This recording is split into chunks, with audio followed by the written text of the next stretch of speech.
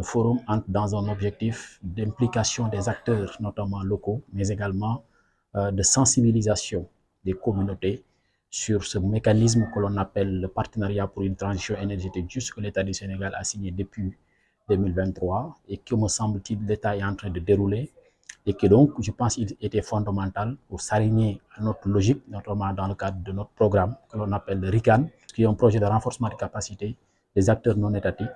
Après Saint-Louis, après le forum de Saint-Louis, après le forum du Delta du Saloum, il était intéressant de finir avec la région de Kédougou avec ses spécificités pour leur faire comprendre qu'aujourd'hui, l'État du Sénégal s'engage dans le cadre de la transition énergétique juste et il serait intéressant que vous, au moins, vous soyez informés, que vous soyez sensibilisés, que vous soyez également impliqués dans la mise en œuvre de ce JETP et que tout à l'heure, avec les présentations du directeur de l'ARD sur le Nexus, également les présentations de M. Diallo Soleiman, également sur les ressources minières et les enjeux miniers, du moins, et la transition énergétique, juste, je pense qu'il y a beaucoup de données qui sont sorties et que je pense que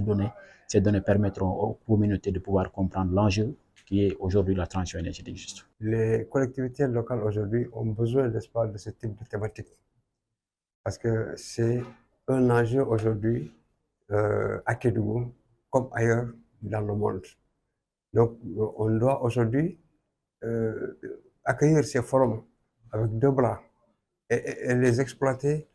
pour l'intérêt, n'est-ce pas, de nos communautés, mais également pour l'intérêt de tout le territoire communal. Parce que, juste un petit exemple, aujourd'hui, la collectivité, la mairie de Kédougou a installé presque une dizaine de forages dans la commune de Kédougou avec énergie solaire. Et également, il y a certains équipements aussi qui ont été installés dans certaines écoles avec énergie solaire. Tout ça, c'est pour montrer que, en tout cas, la commune de Kédougou est déjà engagée sur cette voie. Maintenant, concernant le secteur de formation et de sensibilisation, je pense qu'avec sous le contrôle du directeur de l'ARD, il y a aujourd'hui, dans le budget, c'est des secteurs qu'il faut prendre en compte. C'est dit, si ce n'est pas pris en compte, ça veut dire que tout simplement, vous, en tout cas, la collectivité n'a pas de chance de gagner certains fonds. Donc c'est pourquoi cette année, nous, on a choisi effectivement la thématique sur laquelle les conseillers municipaux vont être formés, concerne la thématique qui nous réunit aujourd'hui, c'est-à-dire la transition énergétique.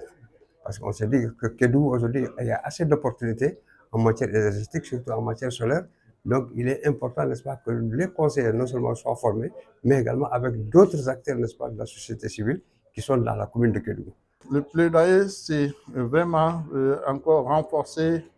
ces genres d'initiatives et demander aux collectivités territoriales de s'approprier de cette activité, de s'approprier de la politique de l'État en matière donc, de transition énergétique et aussi connaître aussi les engagements de l'État parce que les collectivités, comme tu dis, sont des démembrements de l'État et le rôle, c'est d'appliquer au niveau de la base les politiques qui sont définies au niveau national.